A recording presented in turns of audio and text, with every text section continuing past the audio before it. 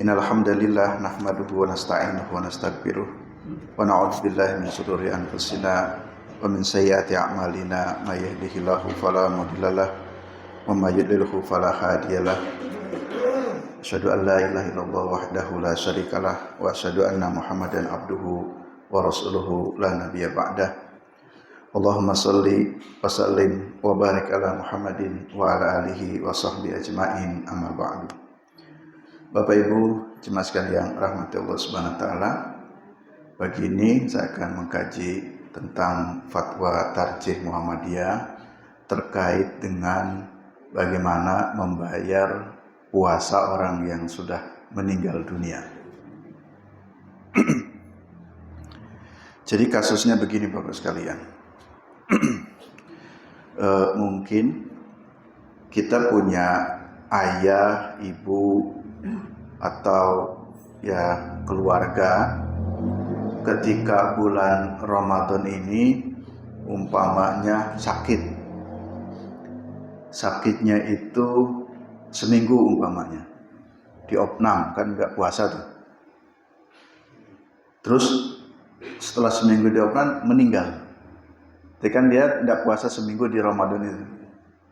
Apakah mempuasakan mayit atau orang yang sudah meninggal dunia itu boleh atau tidak? Lalu jika boleh ataupun jika tidak, itu dalilnya seperti apa?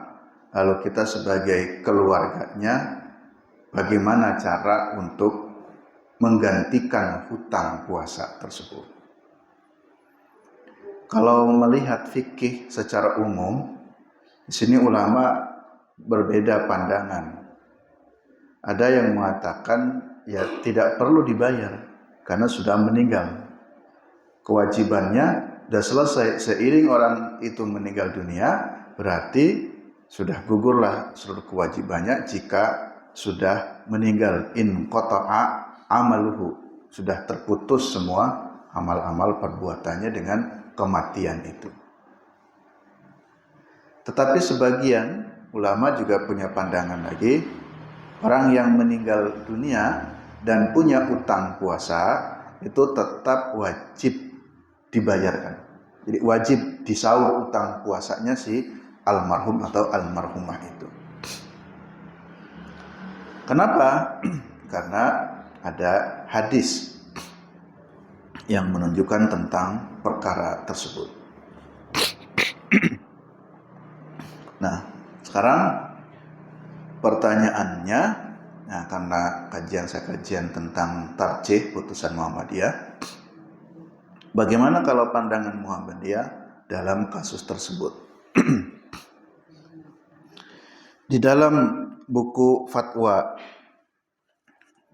tanya jawab agama Tarjih jilid yang kelima ya, jilid 5. Nah ini ada pembahasan tentang itu, dan intinya kalau menurut Muhammadiyah itu wajib dibayarkan hutangnya. Mungkin selama ini kita mendengar ya kalau sudah meninggal ya sudah selesai. Tapi Muhammadiyah dalam kasus ini punya pandangan, orang yang punya hutang puasa, mungkin nanti ada ibu kita, simbah kita yang pernah punya utang puasa, meninggal dunia belum diselesaikan, itu nanti anaknya atau ahli warisnya itu berkewajiban untuk menyelesaikan puasanya. Nah, kita urut satu persatu dalilnya. Mungkin saya akan buat supaya lebih mudah ya, ini menurut saya biar Bapak Ibu bisa memahaminya. Pertama ada dalil Al-Quran surat An-Najm ayat 38-39 yang bunyinya a'udzubillahi minasyaitonirrajim wa an laisa ala taziru wazratun wizra ukhra wa an laisa lil insani illa ma sa'a. Ayat ini dipahami bahwa dosa seseorang itu tidak bisa diwariskan kepada orang lain dan tidak ada bagi manusia kecuali apa yang dia usahakan gitu. Dalil ini yang sering digunakan, yang sering dipakai, tidak ada bagi seseorang kecuali apa yang dia usahakan. Jadi apapun amal itu berlakunya bagi apa yang dia usahakan. Nah, kalau sudah meninggal dunia, dia nggak berbuat, dia nggak beribadah, maka dia tidak bisa apa-apa. Nah, ini dalil Qur'annya. Dan ini tadi dalil yang dipakai secara umum. Lalu yang kedua, ada dalil khusus. Ada beberapa hadis Nabi Shallallahu Alaihi Wasallam. Di sini dicantumkan ada 4 hadis. Dalam fatwa ini ada 4 hadis. Dan hadisnya semuanya sahih. Dan saya juga sudah mengecek, bukan hanya 4 hadis, tapi banyak beberapa hadis yang terkait dengan persoalan ini. Jadi membayar puasa orang yang sudah meninggal. Nah, di dalam konstruksi hukum, ada sebagian ulama yang mengatakan ini, jika ada Al-Quran, jika ada hadis bertentangan, maka yang dimenangkan ini Quran. Jadi kata Quran kan tidak bisa mengamalkan sesuatu kecuali dirinya sendiri.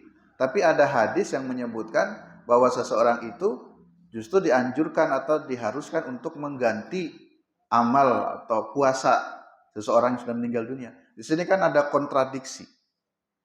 Satu sisi Quran mengatakan ya amal sesuai masing-masing, tapi di sisi lain hadis justru menganjurkan untuk mengerjakan satu amal yang itu adalah milik orang lain atau si almarhum sudah meninggal dunia. Nah, sebagian ulama mengkonstrukkan tentang, kalau istilah dalam usul itu, ada ta'arud al-adilah, ada pertentangan dalil. Satu mengatakan A, kok satunya mengatakan B. Maka yang dimenangkan adalah Al-Quran jika bertentangan Quran dan hadis. Ini konstruksi yang pertama. Konstruksi yang kedua dalam logika hukum itu, jika ada Al-Quran atau hadis yang sepertinya nampak bertentangan, itu bukan dipertentangkan. Dan tidak perlu diambil mana yang kuat dan mana yang lemah, atau tidak ada nasih mansuh, ini yang dihapus, ini yang tidak. Tetapi itu nanti menggunakan jalurnya al-jam'u wat taufiq, digabungkan, dikolaborasikan. Karena pada dasarnya ulama juga bersepakat jika ada hadis yang sahih, itu hadisnya dapat diterima dan diamalkan. Jadi Quran dan hadis ini tidak dipertentangkan, tapi keduanya itu dapat diamalkan. Dan Muhammadiyah dalam perkara ini posisinya adalah menggabungkan antara Quran dan hadis. Sehingga pada dasarnya setiap amal itu dilakukan oleh diri sendiri, dan dalil Al-Quran tadi sifatnya umum, lalu kemudian ditahsis. Tahsis itu diperkhususkan atau diperjelas atau istisna, dikecualikan dengan contoh kasus tersebut dalam hadis. Kenapa? Karena ada hadisnya gitu. Karena kalau dipertentangkan nanti Quran dan hadis selalu kalah, Quran yang sudah dimenangkan memang betul dari sisi itu. Tapi nanti akan banyak hadis yang tertolak gitu. Akan banyak hadis yang tidak bisa diamalkan. Nah, kembali kepada manhaj tarjih Muhammad itu yang mengamalkan hadis yang memang sahih atau makbul itu. Sehingga Quran dan hadis di sini tidak dipertentangkan. Nah, itu kira-kira simpulannya. Jadi kalau Muhammadiyah, nanti orang yang punya hutang puasa sudah meninggal dunia, apakah tetap dibayarkan atau tidak perlu tetap dibayarkan. Tadi konstruksi Quran dan hadisnya sudah saya jelaskan. Nah, sekarang supaya lebih mantap lagi, saya akan membacakan hadis-hadisnya. Jadi ada 4 hadis yang akan saya bacakan. Hadis yang pertama, An Aisyah radhiyallahu anha, dari Aisyah semoga Allah meridai kepadanya, anna Rasulullah sallallahu alaihi wasallam qala, Rasulullah sallallahu bersabda, man mata, barang siapa yang mati, wa alaihi siyamun, dan baginya memiliki kewajiban puasa. Alaihi siyam, dia memiliki kewajiban puasa. Maka kata Nabi, soma anhu waliyuhu, maka walinya harus membayarkan puasa atasnya. Baik, kita cermati sekali lagi. Man mata wa alaihi siyamun soma anhu waliyuhu. Barang siapa mati padahal dia punya kewajiban puasa, maka walinya berpuasa untuknya. Ini hadis muttafaqun alaih, muttafaqun itu hadis riwayat Bukhari Muslim.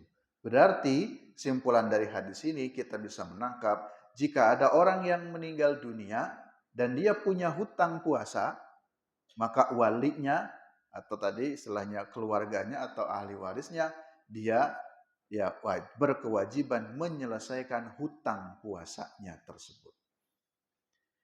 Baik, di sini kata siam berkewajiban puasa, itu puasa yang wajib itu yang bagaimana? Yang harus diqodho itu atau yang harus dibayarkan oleh ahlinya.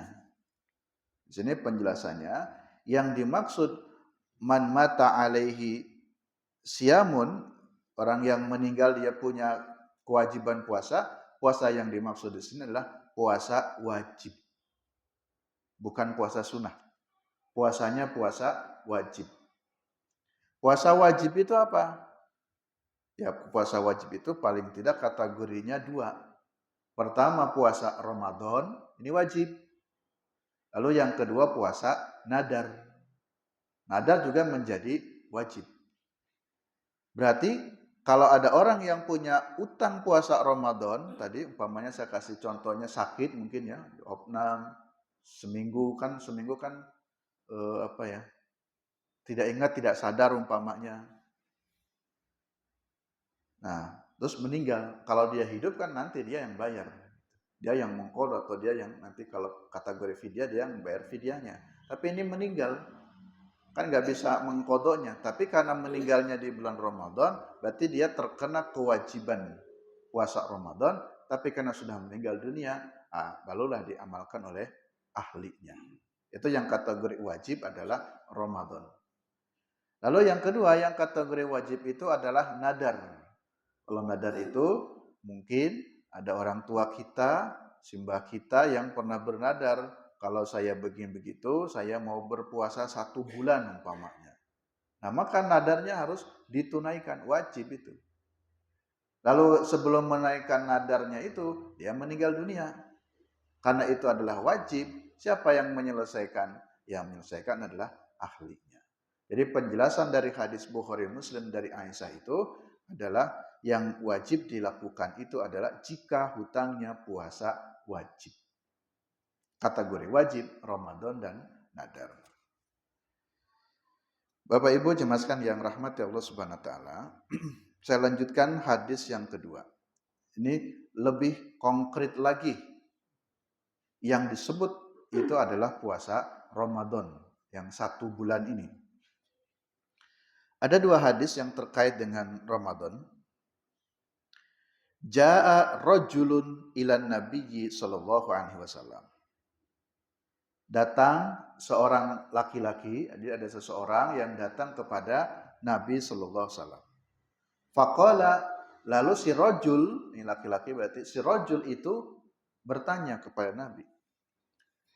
Ya Rasulullah, wahai Rasulullah, inna ummi matat, ibuku meninggal ya Rasul.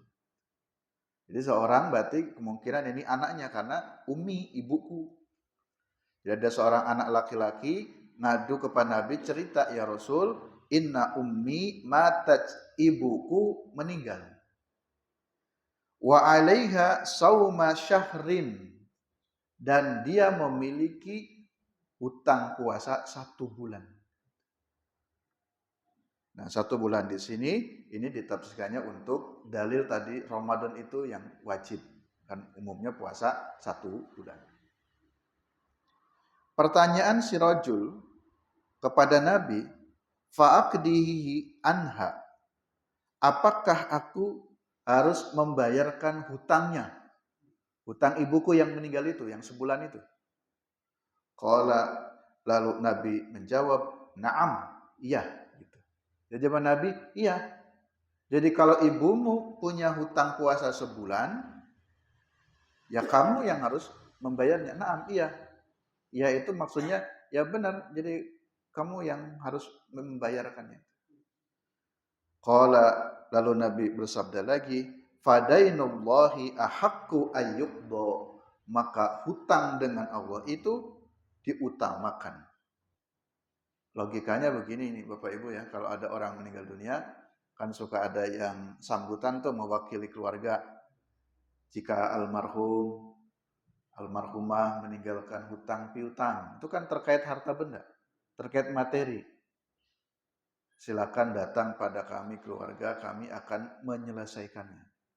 Jadi kalau ada orang yang punya hutang uang, punya hutang materi, dan si orang tersebut, orang tua kita itu sudah meninggal dunia, siapa yang menyelesaikannya? Ya kita sebagai anaknya. Itu hutang kepada manusia. Juga wajib diselesaikan. Kalau orang itu sudah meninggal dunia. Apalagi ini hutang kepada Allah. Kan Ramadan ini kan wajib hukumnya. Jadi puasa Ramadan itu wajib, berarti ini hubungannya kita dengan Allah. Jadi kalau orang itu punya hutang kepada Allah, maka ahakku ayyuqdo itu lebih utama untuk ditunaikan. Artinya hutang kepada manusia pun ya harus diselesaikan, apalagi hutang kepada Allah. Karena posisinya di sini wajib. Dalil yang kedua terkait dengan kasus Ramadan atau puasa wajib yang kategori ini Ramadan ya. Anam ra'atan atat Rasulullah sallallahu alaihi wasallam faqalat. Yang tadi hadisnya riwayat Bukhari. Nah, supaya ingat ini memang hadisnya sahih ya. Hadis riwayat Bukhari dari Ibnu Abbas. Nah, sekarang hadis yang kedua yang akan saya bacakan ini hadisnya riwayat Muslim. Riwayat Imam Muslim. Sumbernya sama dari Ibnu Abbas. Imam Muslim juga meriwayatkan hadis. Dia menceritakan annam ra'atan, seorang perempuan. Kalau tadi seorang laki-laki. Ya, jadi redaksinya beda. Kalau hadis yang Bukhari itu seorang laki-laki, kalau ini Muslim menceritakan ada seorang wanita, seorang perempuan. Ataj Rasulullah SAW datang kepada Rasulullah SAW. Faqalat, lalu ia bertanya. Ya, berkata, maksudnya si perempuan itu bertanya kepada Nabi. Ia menceritakan sekaligus ingin mendapatkan penjelasan jawabannya seperti apa. Kata si imra'ah itu, si wanita itu, inna ummi matat. Ya Rasul, ibuku meninggal dunia. Jadi ada dua kasus ya, tadi kasusnya seorang anak laki, sekarang kasusnya seorang anak perempuan. Inna ummi matat, ibuku meninggal dunia. Wa 'alaiha shaumu syahrin, dan baginya memiliki kewajiban puasa. Syahrin, 1 bulan. Nah, puasa yang 1 bulan itu ya Ramadan. Lalu faqala, Nabi bertanya kepada si anak perempuan tadi, si wanita itu. Ar-ra'aita, jadi Nabi itu tidak langsung menjawab, tapi bertanya dulu. Ar-ra'aita law kana 'alaiha dainun akunti taqdinahu? Jadi Nabi bilang gini, coba Mbak ya, mohon maaf nih saya tanya. Jika ibumu punya hutang, apakah kamu yang membayarkan hutang ibumu? Qalat, si anak perempuan tadi menjawab, "Na'am, iya ya Rasul, ya kalau ibu saya punya hutang, saya yang bayar." Qala, kemudian Nabi berkata lagi, "Fadainullahi ahaqqu bil qada'i." Maka hutang kepada Allah pun itu lebih berhak atau lebih diutamakan untuk dibayarnya. Sehingga itu masuk logikanya. Jadi sebelum Nabi menjawab, Nabi bertanya dulu, kalau ibu mau punya hutang, apakah kamu yang akan membayarkannya? Iya ya Rasul, ya saya. Ya, karena saya sebagai anak. Lalu Nabi menegaskan lagi, kalau demikian, maka fadainullahi ahaqqu bil qada, hutang kepada Allah itu lebih diutamakan. Ya, artinya harus diselesaikan. Kalau menggunakan dalil yang umum tadi, yang sering dibacakan hadis yang idza mata ibnu adama in qata'a amaluhu. Kalau sudah mati ya selesai gitu. Jadi tidak ada kewajiban lagi. Tapi dalam perkara ini tarjih memutuskannya karena itu dianggapnya posisinya hutang. Karena ini wajib, puasa yang wajib di bulan Ramadan itu ya kategorinya hutang. Yang terakhir, saya bacakan hadis tentang nadar. Ini contoh puasa nadar, ini kan hutang juga. Ada hadis riwayat akhrajahu Ahmad wa Nasa'i wa Abu Dawud. Hadis diriwayatkan oleh Imam Ahmad, Nasa'i dan Abu Dawud. Ini juga sama sumbernya dari Ibnu Abbas. Annam ra'atan raqibat al-bakhra. Ini ada satu cerita begini. Ada seorang imro'ah, perempuan. Raqibat al-bakhra. Dia itu berlayar di lautan. Jadi seorang perempuan berlayar di lautan. Kalau dulu ya mungkin kapalnya tidak secanggih sekarang. Kalau ada gelombang besar mungkin risikonya lebih besar. Bisa tenggelam, bisa apa. Jadi si perempuan ini benar-benar berdoa memohon kepada Allah supaya diberi keselamatan. Saking itu apa ya? Benar-benar doanya ingin dikabulkan, akhirnya dia ini bernadar supaya diselamatkan di dalam tadi berlayar itu. Maka fanadarat, ia bernadar kepada Allah. Jadi saat itu di dalam kita sebut saja punya perahu atau kapal, supaya dia diselamatkan oleh Allah, selain berdoa tentu doa keselamatan, dia tambah lagi bernadar kepada Allah. Bagaimana nadarnya? Innallahu najjaha an-nasuma syahran. Kalau Allah menyelamatkan saya, maka saya akan berpuasa 1 bulan. Tidak nanggung nadarnya mau puasa 1 bulan. Jadi di situ saya menangkap bahwa benar-benar ingin selamat gitu ya. Siapa sih yang nggak kepengen selamat dalam kondisi begitu? Jadi berdoa terus. Bagi kalau kita bayangkan ya, posisi kita nih yang jarang di laut ya.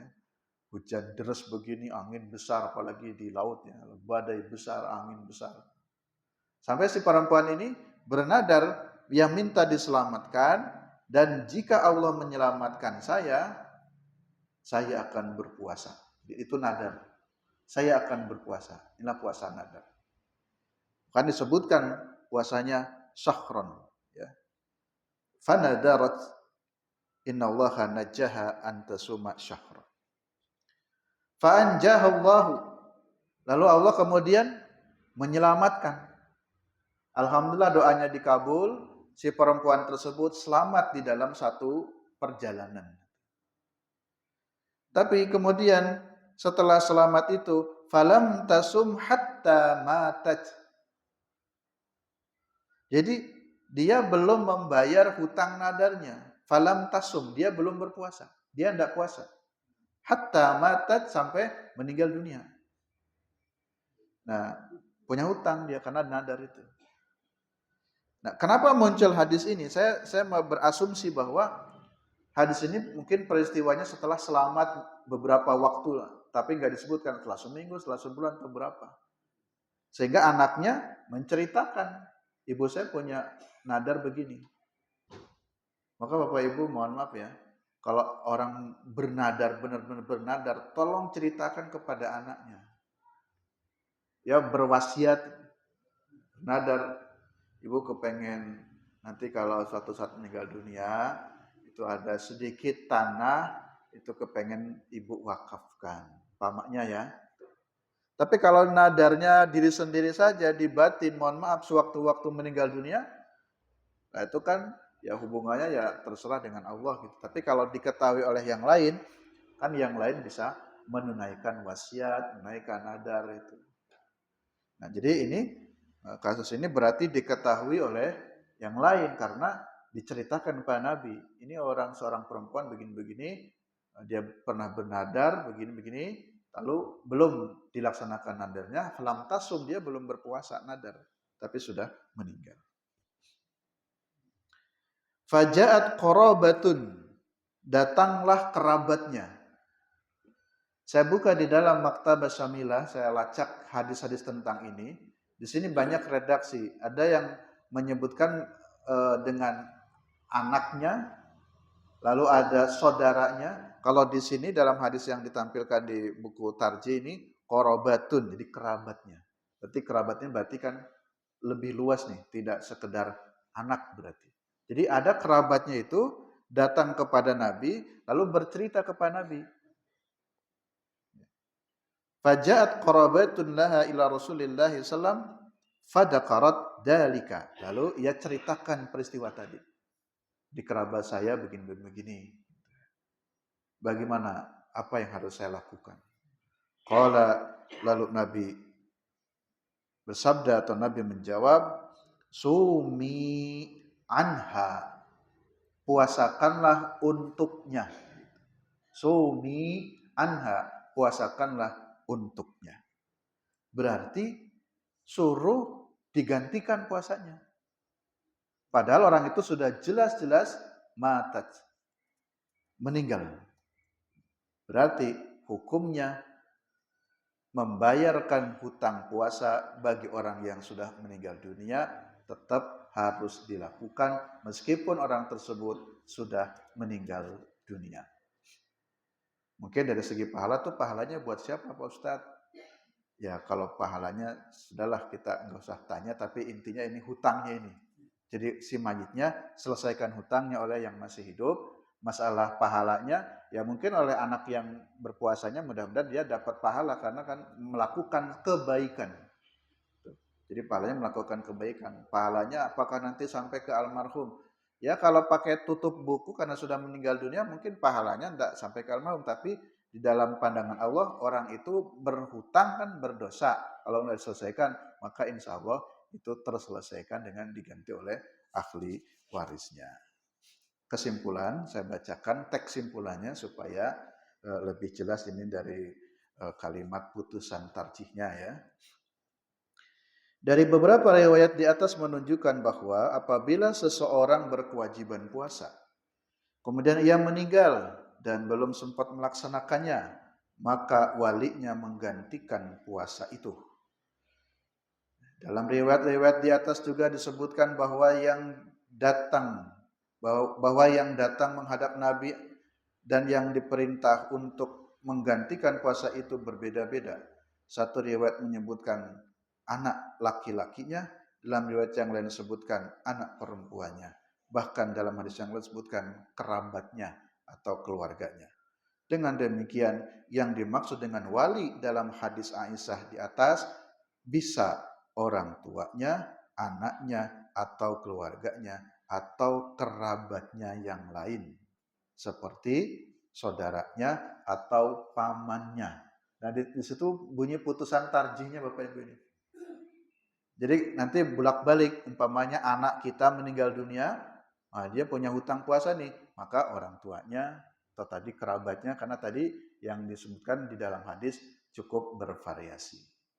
Kemudian yang terakhir, ini kan jawabannya ada di dalam tiga buku ya, yang saya baca satu buku, di dua buku yang lain tapi tema yang sama. Muhammadiyah punya pendapat ini tidak bisa dikiaskan dengan hutang sholat. Ya, ini tidak bisa dikiaskan dengan hutang sholat. Saya ulas begini sedikit Pak ya, nanti mungkin ini perlu pembahasan sendiri. Nah, sebagian pendapat di luar Muhammadiyah, ada yang berpendapat kalau orang punya hutang sholat juga tetap wajib dibayar oleh keluarganya. Misalkan tadi contoh kasus, sakit di rumah sakit seminggu, di Oman dia sudah nggak ingat, kan dia meninggalkan sholat selama seminggu. Nah di kampung saya ada yang begitu, saya juga agak kaget-kaget karena si keluarganya bilang ini bayar fidyah untuk hutang sholat anak saya itu yang meninggalkan anaknya. Nah tapi kalau di Muhammadiyah Muhammadiyah itu artinya boleh mengamalkan satu amalan itu orang yang sudah meninggal dunia jika ada hadisnya. Perkara puasa ini ada hadisnya, termasuk perkara badal haji, orang yang sudah meninggal dunia juga ada hadisnya, nanti terkait dengan hutang, ya nadar haji dan seterusnya. Tapi kalau tentang perkara sholat, nah dalam pandangan tarjih ini nggak ada hadis yang menjelaskan tentang bagaimana menggantikan hutang puasa, hutang sholat itu. Tapi sebagian ulama ada yang mengambil dalil ini dianalogikan atau dikiaskan untuk amal-amal yang lainnya termasuk sholat. Kalau puasa boleh digantikan kan wajib, berarti sholat pun juga bisa digantikan. Itu argumentasi sebagian pendapat yang mengatakan boleh mengkodok sholat. Tapi kalau dalam putusan tarjih mengkodok sholatnya tidak boleh, tidak mengkiaskan atau tidak menyamakan hukum dengan hukum puasa ini. Kalau puasa jelas ada hadis-hadisnya. Demikian Bapak Ibu Mas sekalian yang rahmatullah SWT, 30 menit cukup. Subhanakallahumma bihamdika asyhadu an la ilaha illa anta astaghfiruka wa atubu ilaik. Assalamualaikum warahmatullahi wabarakatuh.